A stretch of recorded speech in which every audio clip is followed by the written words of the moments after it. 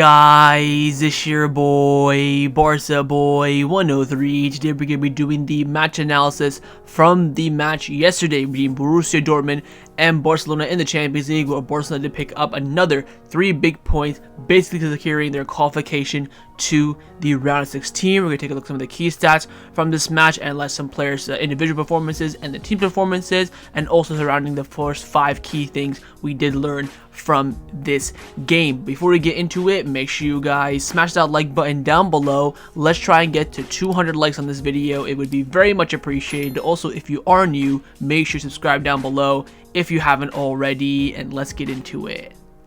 Now, the first thing that we learned from this match is the confidence that Barcelona tend to play in big games this season, especially on the big stage and the big occasion. Let's first take a look at the team's performance in this game. SofaScore have given the team an overall 6.93 rating, which is just under, the good performance mark, which again backs my average rating that I gave in the match review yesterday. You can see, of course, the lineup for this match: the Gala 11, 4-2-3-1 formation, a lot of gray ratings in there and not too many greens overall, which shows that despite getting the result, it was based on play, based on the balance on how everything went, a pretty average performance for Barcelona. Now, if you take a look at the average positioning in this match, on the left hand side is the starting 11, on the right hand side is with the substitutions coming in.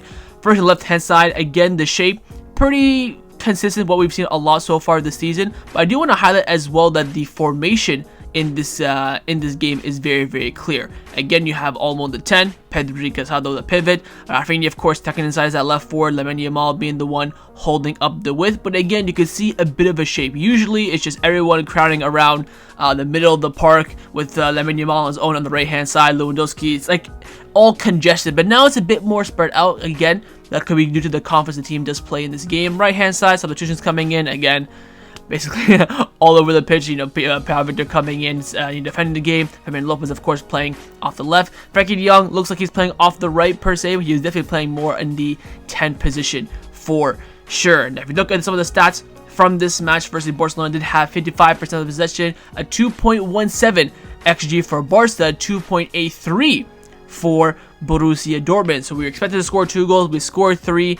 Dortmund were expected to score basically 3 and only scored 2. We had 4 big chances, 13 shots, 3 corner kicks, 10 fouls, 524 passes attempted, 24 tackles, 9 free kick, 2 yellow cards. You can see our shot map there in the middle with 13 shots in total. 8 of them were on target, 3 of them were off target, 2 of them were blocked, 9 coming inside the box, and 4 coming outside the box. To be honest, those 4 I do not remember whatsoever. Maybe those Lamine Yamal cuts inside, you can see those 2 little gaps there perhaps, but apart from that, I can't really remember much. Right hand side, the heat concentration for this game, where the possession and the play was mainly spent. You can see from Barcelona, again, a lot of it in the middle of the park, favoring a little bit of the right hand side, but favoring a lot narrowly in the middle as well. We scored 3 big chances in this game, so I guess of our 3 big chances we created in this game, we scored all 3 of them. We missed 1 big chance, so of the 4, 3 and 1, better conversion that we've seen in recent games. 2 through balls, 19 touches in the penalty area, which is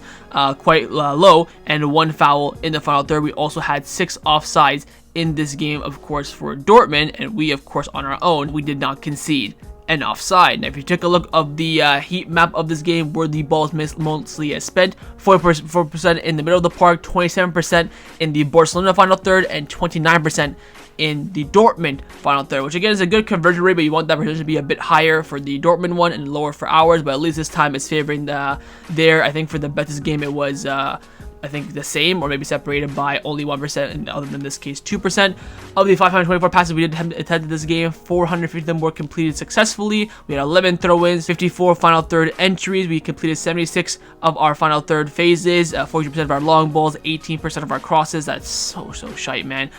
Completed 48% of our duels, 5 dispossessions, 51% on ground duels, 31% on aerial duels, and 48 in successful dribble rates, 62% in the tackles won. So again, in possession, it suggests that Barcelona did struggle a little bit, which of course we did see, but overall we can be content into what happened. Now, some of the stats from this game are very interesting. There's only really 2 that I do want to highlight. Firstly, on paper, technically, we apparently only need 1 more point to guarantee 100%.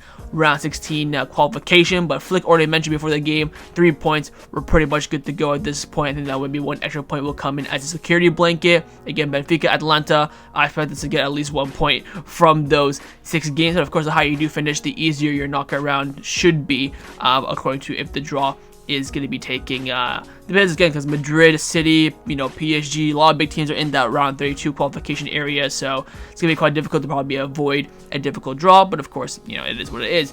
And we also, of course, handed Borussia Dortmund's first loss at home in the Champions League since November of 2021. We were still in COVID back then. They've had, of course, a 3-year unbeaten run, which of course has been broken at the helm of Barcelona. Now, the one point here I wanted to mention, of course, was the confidence in the team, and this was discussed a lot by Flick in the post-match press conference. Usually I don't talk about it when we win a game because it kind of says boring stuff, but to be honest, in this game, it's a very interesting thing. First, he did confirm that Raphinha is not injured. Thank God, just said he was just tired, some cramps, nothing too serious. Anyways, came out saying that we should be proud of what we did today. The first half was wonderful, and then when they equalized, we stayed composed. I don't think the first half was wonderful, but I think we played all right, very similar to, again, the Messi game. I must congratulate the team. The best part of today was the possession in the first half and how the substitutes like Fermin and Ferran Torres came in and made an impact. It's clear the team believes. Again, having your squad depth coming clutch is so important. When we had Lamine Yamal injured, we had a lot of our depth injured as well. Ferran was out,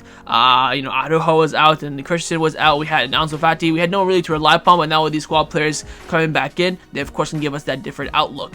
He was then asked, did we know how to suffer against Dortmund? He said that, look, suffering isn't the right word. They have a very good players. It's hard to defend against them, but we handled it well. They scored because we made mistakes. We can also improve and work on this, but today I do want to congratulate the team. So again, giving a lot of praise, a lot of confidence in the players' performance. Today we took a big step forward. The goal is to be first. We've worked very hard on that. Again, in the Champions League table, Fermin and Ferran had a direct impact on the game. Again, key substitutions there. Even though I didn't really like Fermin off the left, he got just a lot inside and again made a huge impact.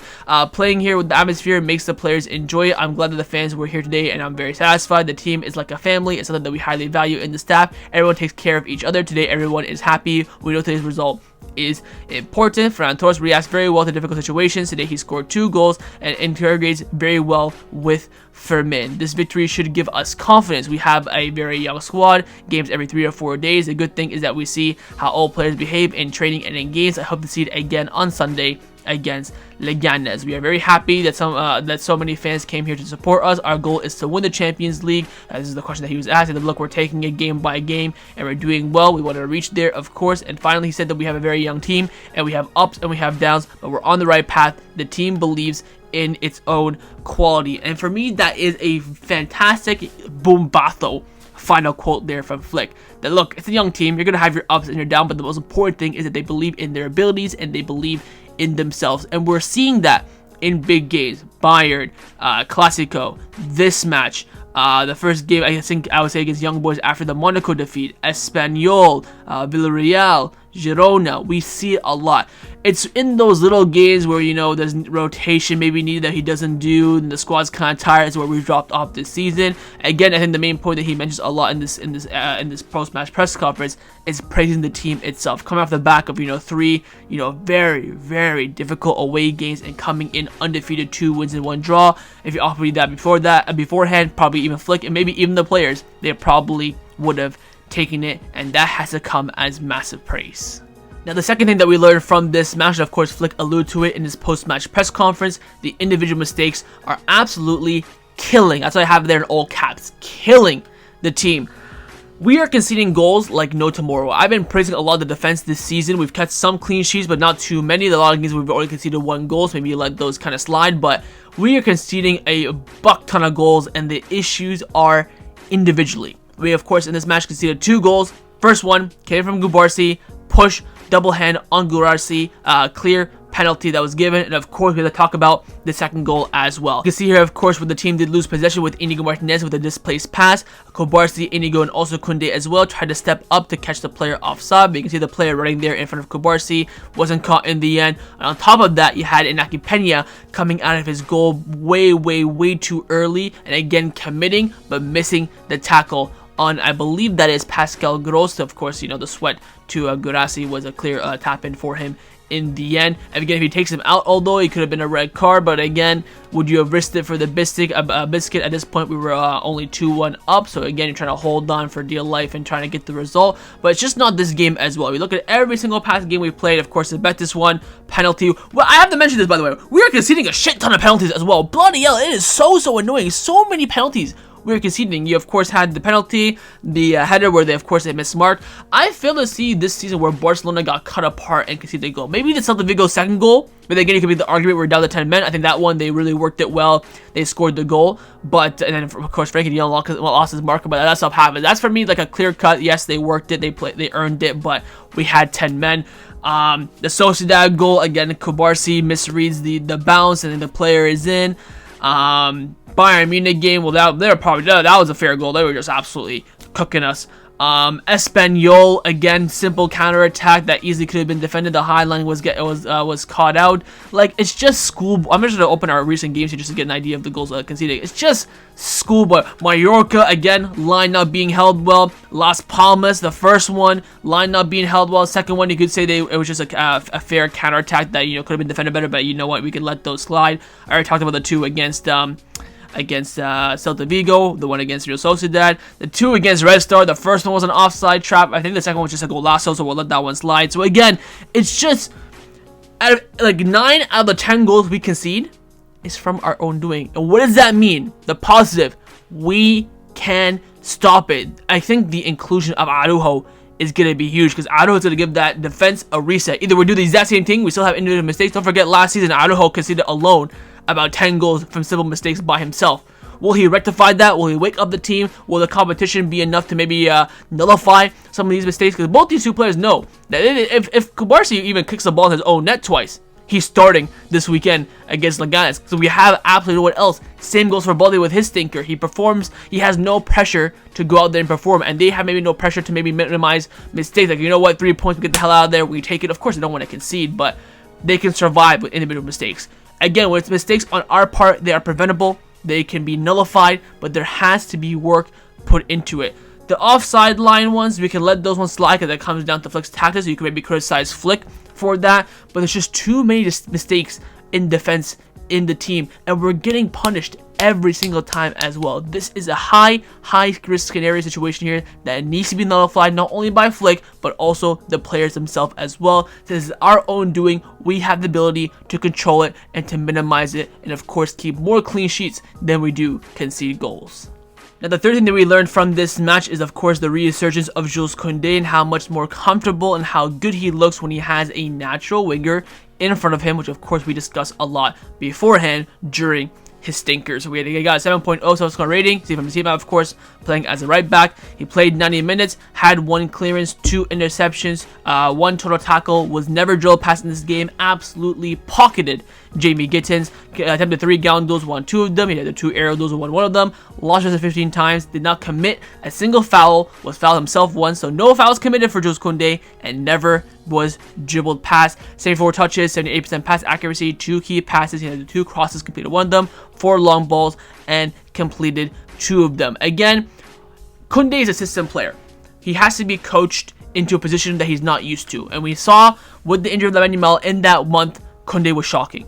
Absolutely shocking. Why? Because he has no support down the right hand side. He has midfielders cutting inside, he has forwards running in behind, and he's nullified on that right hand side. When he has Lamine Yamal in front of him, what does that bring him? Extra threat, extra movement, and extra issues for the opposing team to watch out for. Because when Lamine Yamal's out there, there's no threat on the right hand side. Just 1-2 it around Jules Kounde, and you'll be all right. But again, we are seeing now the elite defender that Jules Kounde is, and the one that we know. Again, I gave him my man of the match yesterday. Lamine Yamal got it from UEFA, which I think is just, I don't want to even talk about it, but I think Kounde put in an elite performance, and we're seeing the steady growth of him coming back to his best. And again, he is an absolutely elite defender, and we saw again, and I want to highlight this one more time, his progressive runs forwards are improving. The crosses are being more pinpoint. Link up play is doing well with Lamine Yamal, making overlapping runs as well consistently. Usually he'll do maybe 1 or 2 a game. If he's already running, he'll keep the momentum going, but now he's from a stop movement, starting runs as well.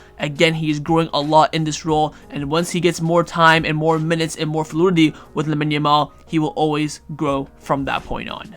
Now, the fourth thing that we learned from this match is how integral Casado is for this team. Again, when he's missing, we miss him, and then when he's in the team, we praise him. He got 7.0 SofaScore rating as well. You can see from his heat map, of course, playing in the midfield. He played 90 minutes, had 73 touches, 89% pass accuracy, only misplacing 7 passes. He had 2 key passes. He attempted 2 long balls, completed both of them. He had the 8 ground duels and won 6 of them. He lost possession 9 times, did not commit a foul during this game, and also had 1 interceptions and a total of 6 tackles. But a stat that they will not show you is the amount of times this man won the ball back in the middle of the pitch. Whether he won the ball back and it bounced back to a Dortmund player or it bounced back to Barcelona players is irrelevant in my book. Because why? He stops the transition, stops the momentum, stops the counterattack for the opposing team.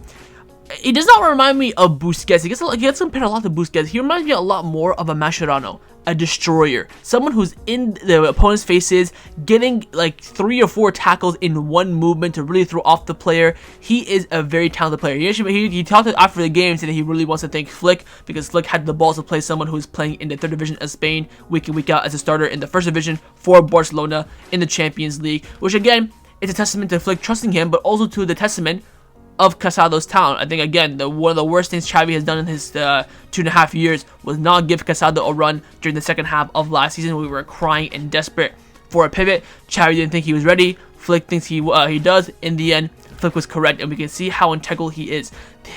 I think there's a lot of things that Casado can improve upon. I think his composure on the ball needs to be a little bit tidier, finding great passes in behind, continuing transition. He loves to slow down the play, which hurts Barcelona a lot on the counterattack. But the one thing, and I think the main reason why he's in this team, is for the amount of balls that he wins in the midfield. It is criminally underrated and absolutely key to how Barcelona flow in game.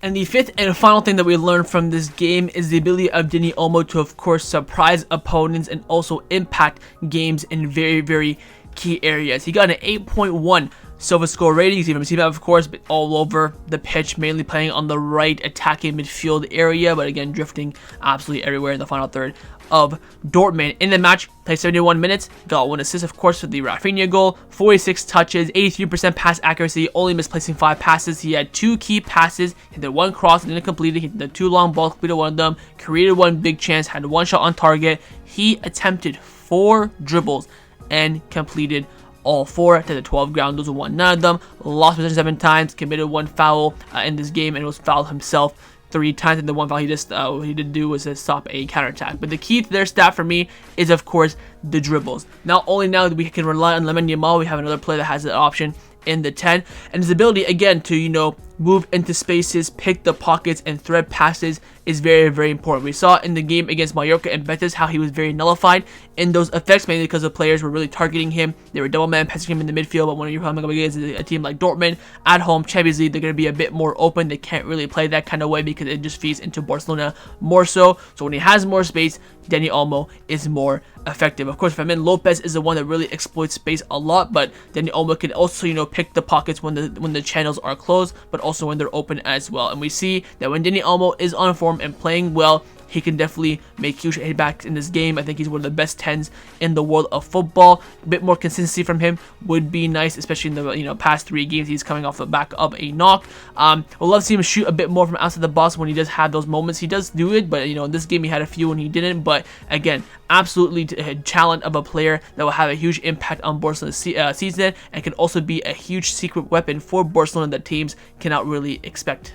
So that was our match analysis from the match yesterday between Borussia Dortmund and Barcelona in the Champions League. Hopefully you guys enjoyed this video. If you did, of course, make sure you drop a like down below, and of course in the comments down below as well, let me know your thoughts on everything we did discuss, of course, mainly around the 5 key points I mentioned. Do you agree or disagree, or maybe there's a point that I forgot to mention that you do want to bring up? And of course, make sure you guys subscribe down below if you haven't already, and I'll see you guys next time on the channel. Take care, and Forza Barca.